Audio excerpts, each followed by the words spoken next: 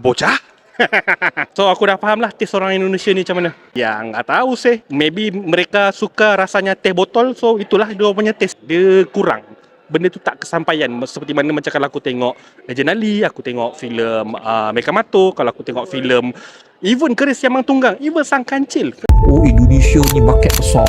Sebenarnya tak ada mana pun. Kalau pada saya, based on data yang saya melihat, tak ada mana pun. Mereka sebenarnya sentimen mereka takut dengan orang kita masuk sana lebih besar, kerana they know that Malaysian punya anak seni kalau masuk sana mereka akan tergugat. Bakat kita lebih hebat.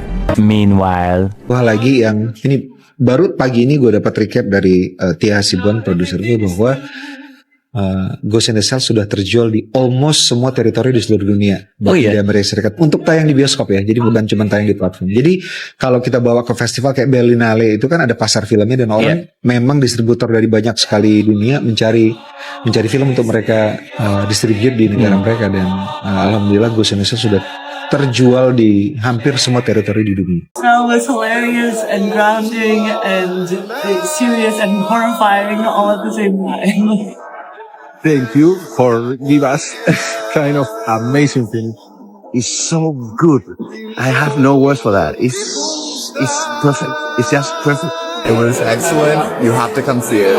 Anjing gila. Gokil. Bang Joko, anjir. Korupsi, oh di Gokta, bukan korupsi, kontol, menyenangkan. Film Indonesia terfavorit aku sepanjang masa. 1000/10, 1000%. I have no words. Oh my god.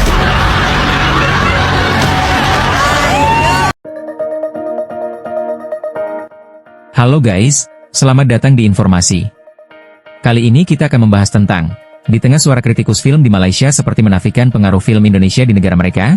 Contoh Buspop TV yang menyamakan film Jumbo Indonesia dengan dubur atau lubang pantat. Atau Dr. Ahmad Idam yang secara terbuka mengatakan bahwa Indonesia takut dimasuki industri film Malaysia, karena jika berhasil masuk maka industri lokal Indonesia akan kalah saing. Hal ini menggambarkan fenomena di mana Malaysia secara eksplisit menunjukkan bahwa mereka adalah superior dalam bidang seni film. Mungkin bisa dikatakan mereka dengan percaya diri mengklaim bahwa kualitas film mereka jauh lebih unggul dibanding Indonesia. Namun, kabar mengejutkan datang dari industri perfilman Indonesia. Film Ghost in the Shell karya sutradara Joko Anwar berhasil mencatatkan pencapaian besar di kancah internasional. Hak distribusi film ini telah dibeli untuk penayangan di 86 negara, menjadikannya salah satu film Indonesia dengan jangkauan global yang sangat luas. Wilayah penayangan film ini mencakup berbagai kawasan strategis di dunia. Di Asia, film ini akan hadir di Singapura, Malaysia, Thailand, Vietnam, Filipina, dan Taiwan. Sementara itu, pasar Amerika Utara juga turut dirambah dengan penayangan di Amerika Serikat dan Kanada. Di Eropa, sejumlah negara seperti Jerman, Prancis, Spanyol, Belanda, dan Inggris menjadi bagian dari distribusi. Tak hanya itu, film ini juga akan tayang di kawasan Amerika Latin, termasuk Meksiko, Brazil, Argentina, dan Chili, serta menjangkau Rusia, Australia, dan Selandia Baru. Keberhasilan ini menjadi langkah besar bagi Joko Anwar, yang sebelumnya dikenal melalui karya-karya dengan nuansa klinik dan sekte, seperti Pengabdi Setan dan Siksa Kubur.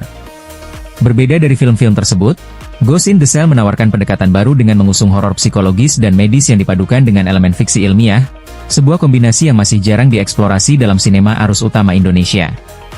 Pendekatan tema yang lebih universal menjadi salah satu faktor utama yang membuat film ini mampu menembus pasar internasional. Dengan mengangkat isu-isu yang relevan secara global serta dikemas dalam genre yang lebih luas daya tariknya, Ghost in the Shell menunjukkan potensi besar perfilman Indonesia untuk bersaing di tingkat dunia.